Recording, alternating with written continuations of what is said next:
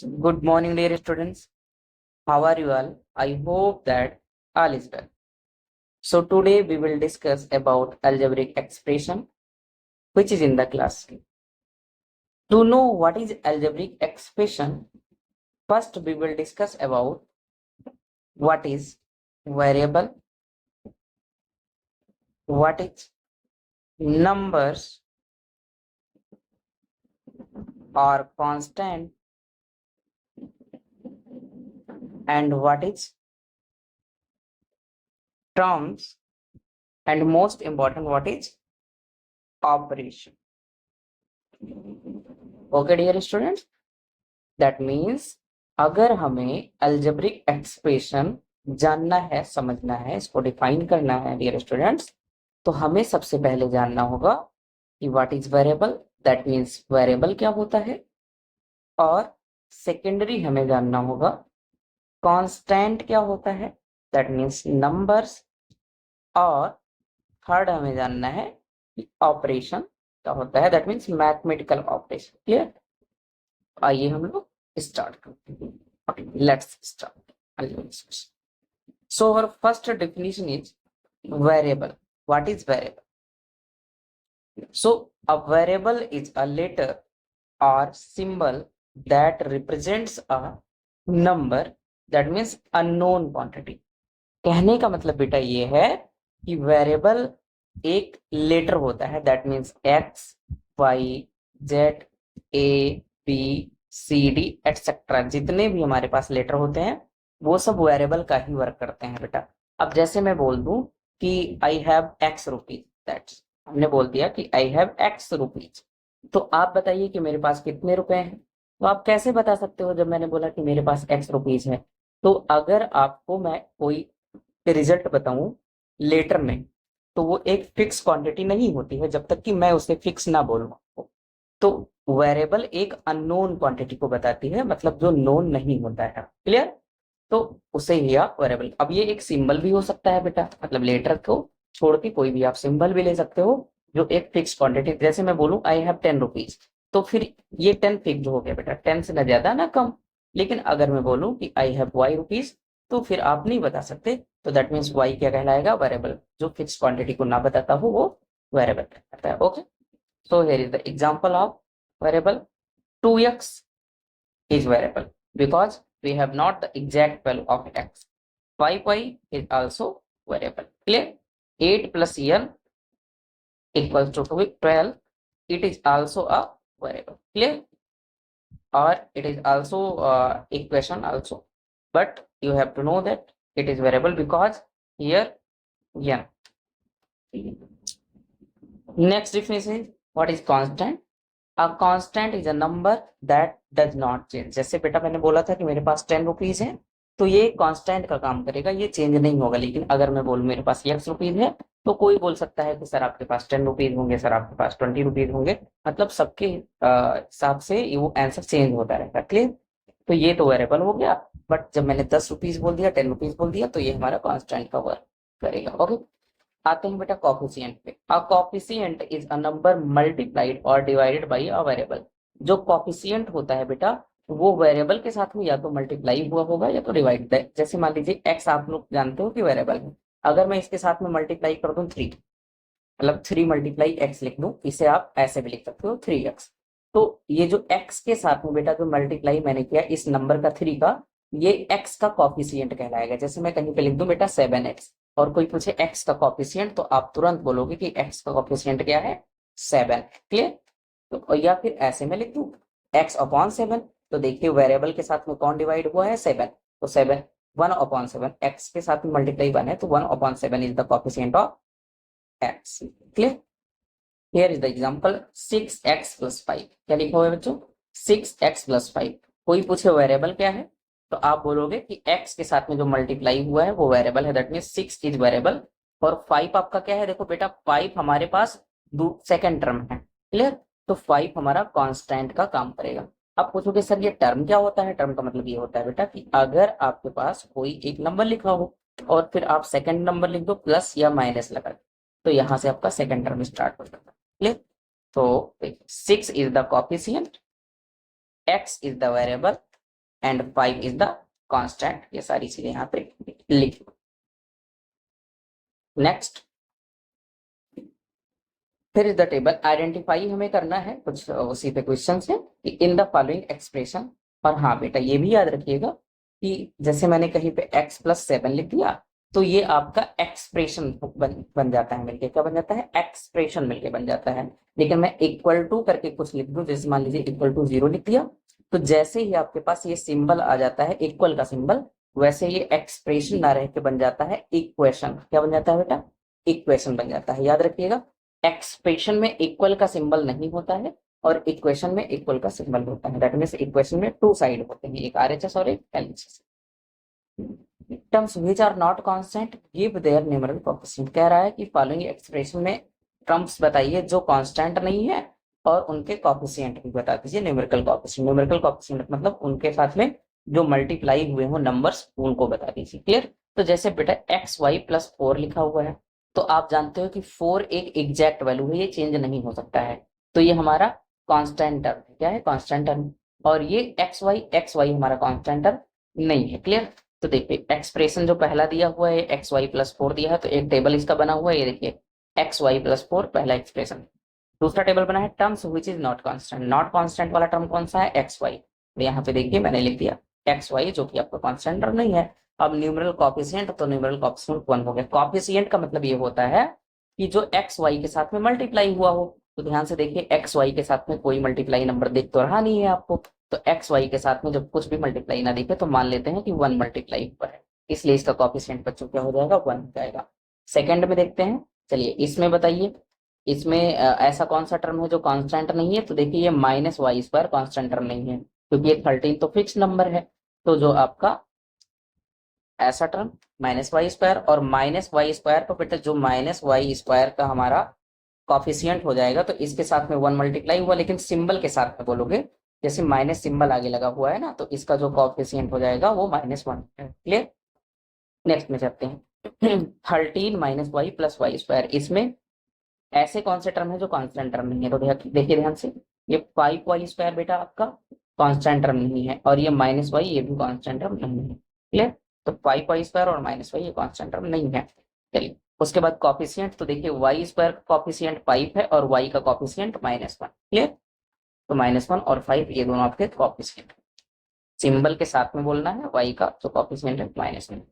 Same ऐसे as it is ये वाला आप लोग करेंगे। कांस्टेंट टर्म कौन कौन से नहीं है? ये कांस्टेंट टर्म नहीं है। उसके बाद कॉफिशिएंट बेटा क्या हो जाएगा? इसका कॉफिशिएंट 4 और इसका 3 हो जाएगा। क्लियर?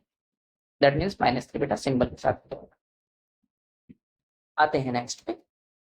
अब आइएगा एल्जेब्रिक एक्सप्रेशन, क्योंकि हमने क्या जान लिया? हमने वेरिएबल जान लिया अभी तक, कांस्टेंट नंबर जान लिया, और हाँ एक चीज में ऑपरेशन, मैथमेटिकल ऑपरेशन क्या होता है? Plus, minus, multiply, division. ये 4 आपके पास बेटा क्या है? ये 4 क्या है? Mathematical operation. क्लियर?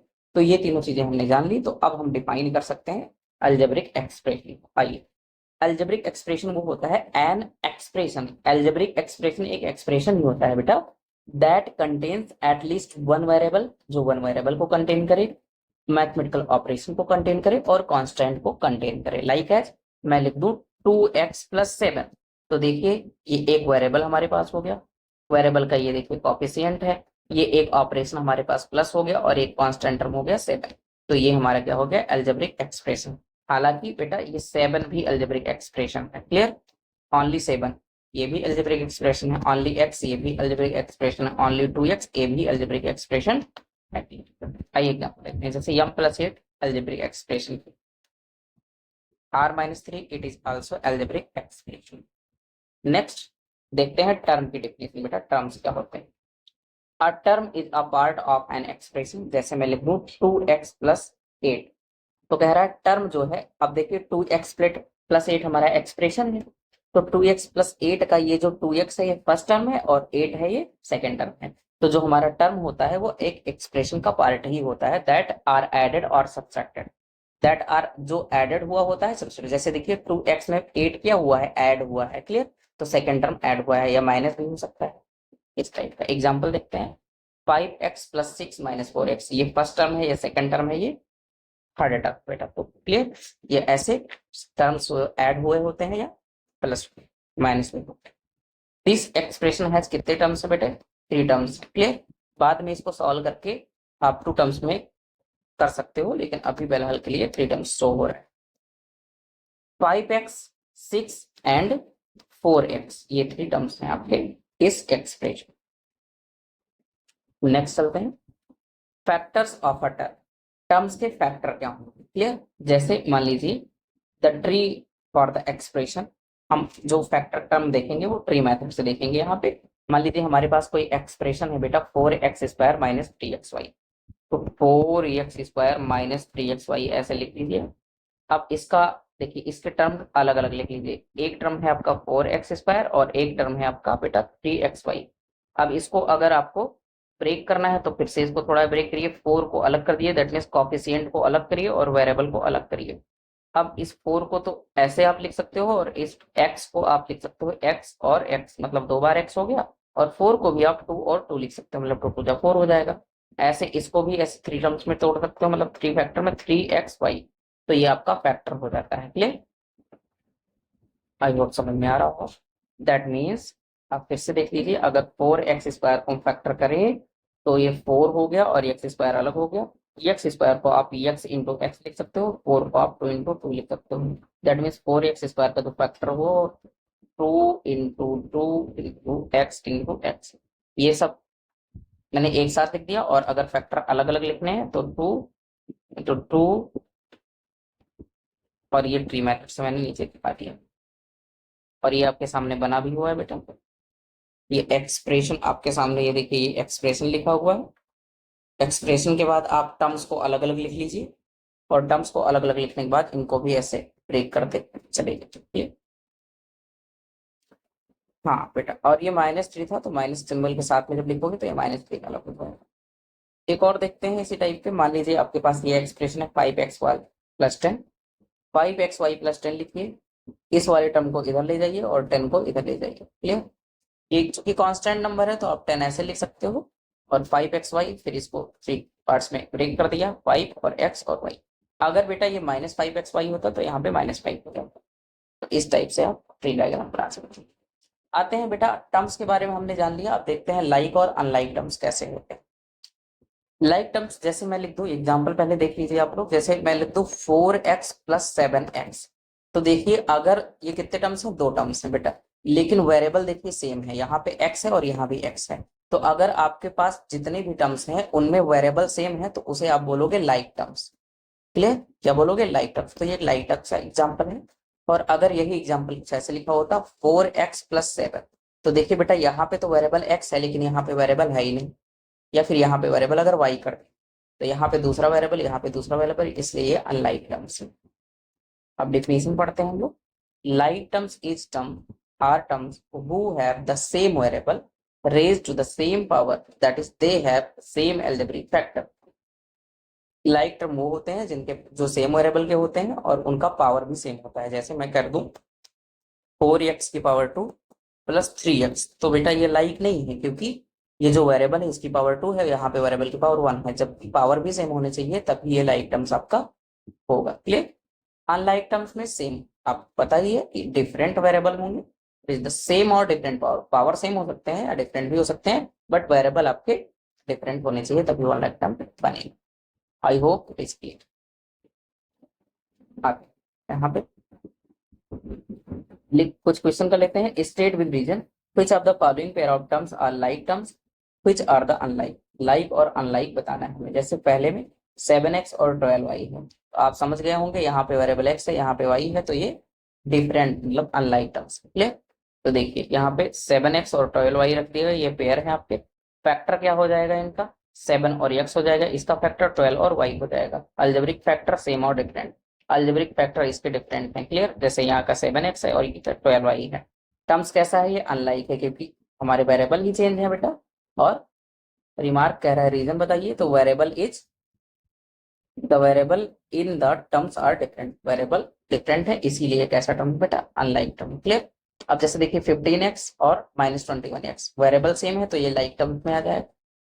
-4ab और 7 भी है। तो देखिए बेटा ए बी इसमें भी है, ए बी इसमें भी है, ऑर्डर चेंज है तो क्या हुआ, जैसे 3 × 2 इक्वल टू 2 × 3 आप लिख सकते हो, आंसर पे कोई इफेक्ट नहीं पड़ेगा। तो ये भी आपके लाइक टर्म्स में ही आएंगे। क्लियर।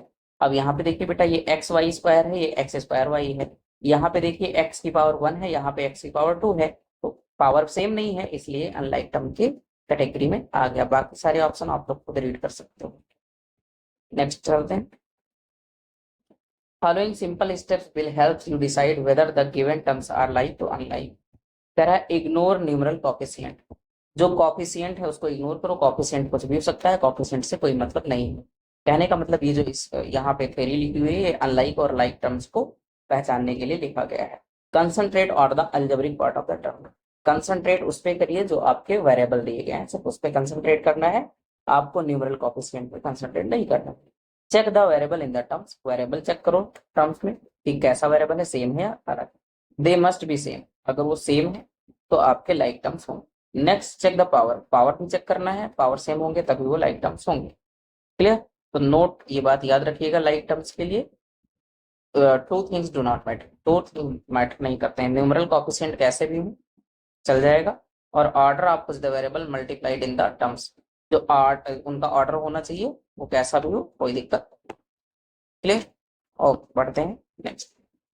अब बेटा मोनोमियल, बाइनोमियल, ट्राइनोमियल क्या होता है। मोनो का मतलब आप जानिएगा, मोनो का मतलब 1 होता है, बाई का मतलब होता है बेटा 2, 2 वाला 2, और ट्राई का मतलब होता है 3। क्लियर।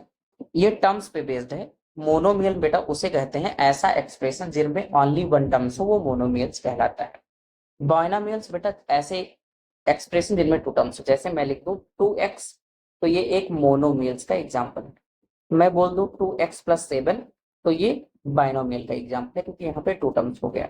मैं बोल दूं 2x + 8y + 4, अब यहाँ पे देखिए बेटा 3 टर्म्स हो गए, तो ये ट्राइनोमियल के एग्जाम्पल। क्लियर। एग्जाम्पल मैंने बता दिया, आइए बढ़ते हैं definition. An expression with only 1 terms is called monomial. जो अभी बताया वही लिखा हुआ है। फॉर एग्जाम्पल देखिए 7xy only 1 terms, -5m only 1 terms, 4 only 1 terms, 3z² only 1 terms. तो जिसमें 1 टर्म्स है वो बेटा मोनोमियल कहलाएंगे। An expression which contain 2 unlike terms, और ये भी याद रखिएगा, ये बहुत मेन है बेटा, अनलाइक टर्म्स होने चाहिए, क्योंकि लाइक होंगे तो वो ऐड होके 1 टर्म्स में चेंज हो जाएंगे। जैसे मैं लिख दूं 2x + 7x, तो ये हो गया ऐड होके 9x, तो ये 1 टर्म्स में कन्वर्ट हो गया। तो इसीलिए 2x + 7, अब ये अनलाइक है, ऐड होगा नहीं, तो ये आपका बाइनोमियल में आ जाएगा। तो N expression which contain 2 unlike terms is called a binomial. For example x + y, m - 5, mn + 4m, a² - b² are binomial. I hope it's clear. Trinomial पे आते हैं। An expression which contain 3 terms is called trinomial. For example the expression x + y + z। देखिए बेटा 3 unlike terms है, तो ये आपका trinomials में आ सकता है। नेक्स्ट चलते हैं पॉलिनोमियल। अब अगर ये जान गए तो पॉलिनोमियल देखते हैं। In general an expression with 1 और मोर टर्म। जो एक्सप्रेशन होता है बेटा, अगर एक्सप्रेशन तो पक्का 1 टर्म्स का तो होगा है, तो चाहे 1 टर्म्स का एक्सप्रेशन हो चाहे उससे ज्यादा टर्म्स का एक्सप्रेशन हो, उसी को आप पॉलिनोमियल कहते हैं। दस जो मोनोमियल हमारा है, मोनोमियल आप जानते हो 1 टर्म्स का एक्सप्रेशन होता है, बाइनोमियल 2 टर्म्स का एक्सप्रेशन होता है, ट्राइनोमियल 3 टर्म्स का एक्सप्रेशन होता है। ये सब के सब बेटा पॉलिनोमियल है। लेकिन एक बात याद रखिएगा कि जो एक्सप्रेशन में वेरिएबल की पावर होती है, वेरिएबल मतलब x की पावर हो या y की पावर हो या z की पावर हो, ये बेटा पावर जो ऑलवेज होना चाहिए वो एक होल नंबर होना चाहिए। क्या होना चाहिए? Whole number. That means x की पावर कभी निगेटिव ना हो। क्लियर। x की पावर निगेटिव ना हो, ये बात आप सभी याद रखिएगा, तभी उसको उस एक्सप्रेशन को पॉलिनोमियल कहोगे, अदरवाइज पॉलिनोमियल नहीं कहोगे। नो द एक्स, खैर ये थोड़ी हायर लेवल की बात होगी, लेकिन अगर समझ में आ गया होगा तो आप लोग याद रखिएगा। The expression 10pq is not a binomial, it is a monomial. क्यों? क्योंकि 10pq विथ देखिए कहीं प्लस माइनस लगा ही नहीं है। जब तक आपके पास प्लस या माइनस का सिंबल ना हो तब तक आपके पास सेकंड टर्म नहीं आता है, मतलब दूसरा टर्म स्टार्ट नहीं होता है। याद रखिएगा, कभी मल्टीप्लाई या डिवीजन के सिंबल से सेकंड टर्म स्टार्ट नहीं होता है। अगर आपको सेकंड टर्म लाना है तो आपके पास प्लस या माइनस का सिंबल होना ही चाहिए। Expression a + b + 5 is not a binomial because यहाँ पे 3 टर्म्स, ये अपने ऊपर एग्जांपल्स देखिए। क्लियर। तो ये सारी चीजें आप लोग देख सकते हैं यहाँ पे। व्हाट दैट लीड्स एडिशन, कुछ वर्ड्स यहाँ पे मैं हिंट के तौर पे आपको दे रहा हूँ जो आपको एडिशन की तरफ संकेत करेंगे, मतलब ऐड। जैसे कभी सम लिखा हो, इसका मतलब आपको ऐड करना है। कभी मोर देन लिखा हो बेटा, इसका मतलब आपको ऐड करना हो। जैसे मैं कर दूं टू मोर देन एक्स, मैं क्या बोल दूं बेटा, टू मोर देन एक्स, इसका मतलब एक्स में टू को ऐड करो। क्लियर। इंक्रीज का मतलब भी सम होता है, प्लस का मतलब भी एडिशन होता है, ऑल टुगेदर का मतलब एडिशन होता है। ये कीवर्ड्स हैं आपको ऐड करने के लिए। क्लियर। अभी इस पे हम कुछ क्वेश्चन करेंगे तो आपको कुछ वर्ड्स जो है, कुछ कीवर्ड्स में बता रहा हूँ। सब्सट्रैक्शन कब कब करोगे, कभी डिक्रीज लिखा हो तो सब्सट्रैक्शन करोगे बेटा, कभी लेस लिखा हो तो भी सब्सट्रैक्शन करोगे, डिफरेंस लिखा हो तो भी सब्सट्रैक्शन करोगे, माइनस लिखा हो तो सब्सट्रैक्शन करोगे ही, हाउ मेनी मोर का मतलब भी सब्सट्रैक्शन करोगे। ये आपके कीवर्ड्स। ओके, तो देखिए उन पे कुछ क्वेश्चन कर लेते हैं बेटा। जैसे लिखा है 10 मोर देन अ नंबर, कोई नंबर है उससे 10 मोर देन, तो उस नंबर को कुछ भी मान लीजिए। जैसे उस नंबर को मैंने मान लिया n, जो नंबर है उसको मैंने मान लिया n, चूंकि वो नंबर पता ही नहीं है। कह रहा है देखिए 10 मोर देन अ नंबर, किसी नंबर का 10 मोर देन, तो वो नंबर हमें मालूम नहीं है बेटा, मतलब फिक्स नंबर नहीं, तो उस नंबर को हम मान लेते हैं n है। और इससे 10 मोर देन, और अभी आपने सीखा है कि मोर देन का मतलब होता है प्लस। मोर देन का मतलब क्या होता है, प्लस। तो देखिए n में हमने प्लस 10 कर दिया। Clear. A number decrease by 5, कोई नंबर है जो डिक्रीज बाई 5 है। क्लियर। तो देखिए उस नंबर को मैंने माना w, और इससे डिक्रीज हो रहा है 5 से, मतलब डिक्रीज का मतलब आपने अभी सीखा, डिक्रीज का मतलब माइनस करना होता है। 6 लेस देन का मतलब माइनस। आ नंबर, वो नंबर मैंने मान लिया यहाँ पे बेटा x है, x से 6 माइनस हो रहा है। आ नंबर इंक्रीज, इंक्रीज का मतलब एडिशन होता है, मतलब बाई 8, तो मैंने मान लिया कि n एक नंबर है वो इंक्रीज बाई 8 हो रहा है। सम ऑफ अ नंबर एंड 9, देखिए सम ऑफ अ नंबर, किसी नंबर का और 9 का सम क्या होगा, तो कैसे रिप्रेजेंट करोगे, तो किसी नंबर को मैंने 9 n मान लिया, और 9 का सम का मतलब प्लस दिखा दिया। Clear. 4 more than a number, किसी नंबर से 4 मोर देन, तो मतलब किसी नंबर को y मान लीजिए और 4 इसमें ऐड कर दिया। तो ये उस पे कुछ हमारे को यहाँ पे रिजल्ट हो गए। आइए आगे कुछ और देख लेते हैं। अ नंबर यस प्लस 2, एक नंबर हमारे पास यस है और प्लस 2, तो प्लस का मतलब प्लस का सिंबल होता है, दैट मीन्स हो जाएगा आपके पास yes plus 2। A number decrease by 1, decrease का मतलब माइनस, एक नंबर माइनस हो रहा है 1 से, तो मतलब के minus 1। 31 less than a number, less than का मतलब किसी नंबर से 31 माइनस हो रहा है, तो मान लीजिए x से 31 माइनस हो रहा है। A number be increase by 7, बेटा इंक्रीज का मतलब होता है प्लस, और वो नंबर क्या है b, मतलब b plus 7। Sum of a number and 6, कह रहा है एक नंबर कोई ले लीजिए और 6 का सम मतलब प्लस, तो उस नंबर को मान लीजिए n plus. 9 more than a number, किसी नंबर से 9 मोर देन मतलब z प्लस 9। क्लियर। तो ये सारी चीजें आप लोग यहाँ से सीख गए होंगे। इवेल्युएट अलजेब्राइक एक्सप्रेशन सीखने जा रहे हैं हम लोग। मान लीजिए यहाँ पे कुछ नंबर है ऐसे, जैसे बेटा यहाँ पे लिखा हुआ है x प्लस 8। अब इसने बोल रखा है यहाँ पे कि x इक्वल टू 10 वैल्यू ले लीजिए, तो अगर x के जगह पे आप 10 रख दोगे बेटा, तो प्लस 8 पहले से लिखा हुआ है, दैट मीन्स 18 हो जाएगा। सेम ऐसे x के जगह पे आपको 10 लेना है और 49 लिखा हुआ है, दैट मीन्स आपके पास 59 हो जाएगा। सेम ऐसे x के जगह पे 10 लोगे, इस x के भी जगह पे भी 10 लोगे, मतलब आपके पास 20 हो जाएगा। सेम ऐसे यहाँ पे 10, यहाँ पे 10, मतलब 10 माइनस 10 आपके पास 0 हो जाएगा। इस टाइप से आपका ये रिजल्ट यहाँ पे लिखा हुआ है। क्लियर। सारे रिजल्ट देख लीजिएगा। कंप्लीट दिस टेबल, अगर n की वैल्यू यहाँ पे दी हुई है तो n माइनस 3 की वैल्यू क्या होगी। चलिए अगर n की वैल्यू 5 ले लीजिए, तो यहाँ पे 5 रखिए, 5 माइनस 3 इक्वल टू क्या आ जाएगा, 2 आ जाएगा बेटा। अगर n की वैल्यू देखिए बोल रहा है 10 ले लीजिए, तो 10 माइनस 3 इक्वल टू क्या हो जाएगा, 7। अगर n की वैल्यू आप ले लीजिए 21, तो 21 माइनस 3 क्या हो जाएगा बेटा, 18।